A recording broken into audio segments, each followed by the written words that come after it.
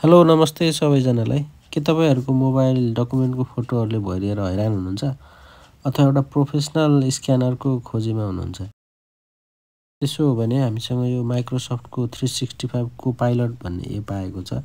यसमा चाहिँ पहिला एप ओपन गरेपछि अब डकुमेन्टलाई स्क्यान गर्न सकिन्छ। यसमा चाहिँ हामीलाई फोटोको कति भाग चाहिँ चाहिएको हो त्यो अनुसार चाहिँ रिसाइज गरेर स्क्यान गर्न सकियो र अरू पनि फोटो थप्नु छ भने एड मोरमा क्लिक गर्ने, नत्र चाहिँ त्यति फोटोलाई फिनिस गरेपछि अनि हामी अगाडि बढ्न सक्छौँ। र फोटोलाई अझै क्लियर बनाउन चाहिँ यो फिल्टरमा क्लिक गर्नु पर्यो। फिल्टरमा क्लिक गरिसकेपछि त्यहाँ विभिन्न अप्सनमध्ये यो डकुमेन्टमा क्लिक गऱ्यो भने चाहिँ अझै ब्ल्याक एन्ड व्हाइट कलर चाहिँ अझै राम्रो आउँछ। यसलाई हामीले स्क्यान गरिसकेपछि यसलाई पिडिएफ अथवा फोटो फर्मेटमा पठाउन सक्छौँ। त्यस्तै साइज पनि मिडियम, लार्ज अथवा स्मल गरेर कुन चाहिँ साइजको ठिक हुन्छ त्यही साइजमा सेयर गर्न सक्छौँ, पठाउन सक्छौँ। र यहाँ पठाएर पनि देखाइएको छ। जस्तो मैले व्हाट्सएपमा म आफैलाई एकचोटि पठाएर ट्राई गरिरहेको छु।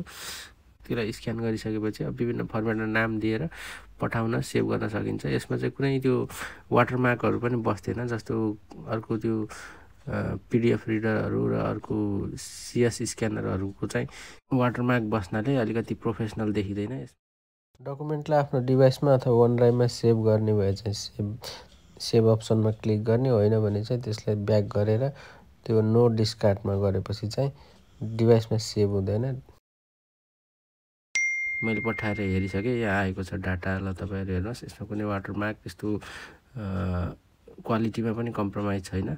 यसरी एउटा प्रोफेसनल तरिकाले डकुमेन्टलाई स्क्यान गरेर सेन्ड गर्न सकिन्छ र आफ्नो डिभाइसमा पनि सेभ नभइकन स्टोरेजलाई खाली गर्न सकिन्छ। हस्, धन्यवाद। अहिलेलाई यति नै। र यस्तै खाले जानकारीमूलक भिडियोहरूका लागि मलाई फलो गर्दै गर्नुहोला।